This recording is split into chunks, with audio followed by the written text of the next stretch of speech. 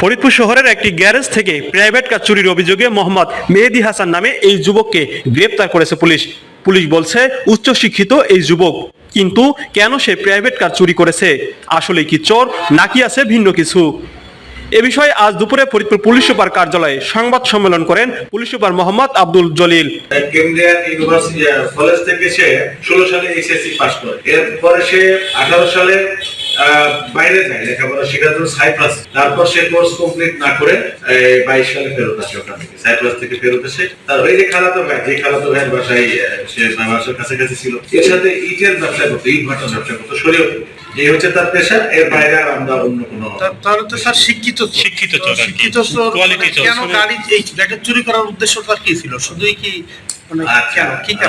শিক্ষিত চোর বলতে পারেন, সেটা হচ্ছে যে সে আবার বিদেশ যেতে চায়, বিদেশ যাওয়ার একটা নিশ্চয় তার টাকা দরকার, এই জন্য সেই গাড়িটা চুরি করেছে। এর আগে গত 25 সেপ্টেম্বর রাতে ফরিদপুর জেলা শহরের গোয়ালচাম ও টোয়ালিসপাড়া এলাকার একটি বাসার গ্যারেজ হতে টয়োটা করোলা 100 মডেলের প্রাইভেট কারটি চুরি হয় বলে মোহাম্মদ সাইফুল ইসলাম হৃদয় নামে আরেক যুবক কোতোয়ালি থানায় মামলা করেন। এরপর গত রোববার রাত 11:30টার দিকে জাজিরা নাওডুবা এলাকায় একটি বাস থেকে ওই যুবককে গ্রেপ্তার করা হয়। সে শরীয়তপুর জেলার ডেমুডা উপজেলার সিধুলকুড়া এলাকার মাসুদ গাজীর পুত্র। তার দেওয়া তথ্য মতে ঢাকার রূপনগরের eastern housing a green palace থেকে চুরি হওয়া প্রাইভেট কারটি উদ্ধার করে পুলিশ। তবে সংবাদ সম্মেলনে পুলিশ সুপার জানিয়েছেন, চুরি হওয়া গাড়িটির এক সময়ের মূল মালিক ছিলেন গ্রেপ্তারকৃত এই যুবক। আর এই গাড়ি যে চুরি করেছে, যেখান থেকে নিয়ে গেছে, এই গাড়িটা ছিল তার এবং তার খালাতো ভাই সৌরভ নামে, দুইজনের শেয়ারে গাড়িটা কেনা।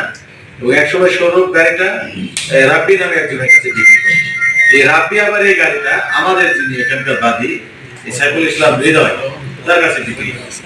তো এই সূত্রে তারা সামহাও পরিচিত, এবং এই গাড়িটা চুরি করার আগে সে একবার দুইবার ফরিদপুরে এসেছে। মালিক চুরি করলেন গাড়ি আছেন যে অর্থাৎ আমাদের হেডিং অফ এসকে এর আগে দেখি করে গেছে যে গাড়িটা কোথায় আছে, দেখে গেছে। এরপর কিন্তু পরে 25 তারিখে সে গাড়িটা চুরি করেছে।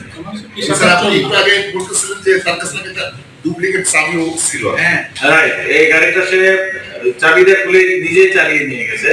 কারণ এই গাড়ি একসময় সে চালাতো, যে খালাতো ভাই আর তার যে ছিল, এমন হতে পারে দুইজনের দুইটা চাবি। তো এক গাড়ি যখন বিক্রি করে একটা চাবি দিয়েছে আর একটা চাবি যাতে ছিল ওই চাবি দিয়ে তারাই বিক্রি করছে সেই গাড়ি, আবার তারা নিয়ে গেল। তার বিরুদ্ধে কি আছে কিনা আগে বা চক্র কিনা?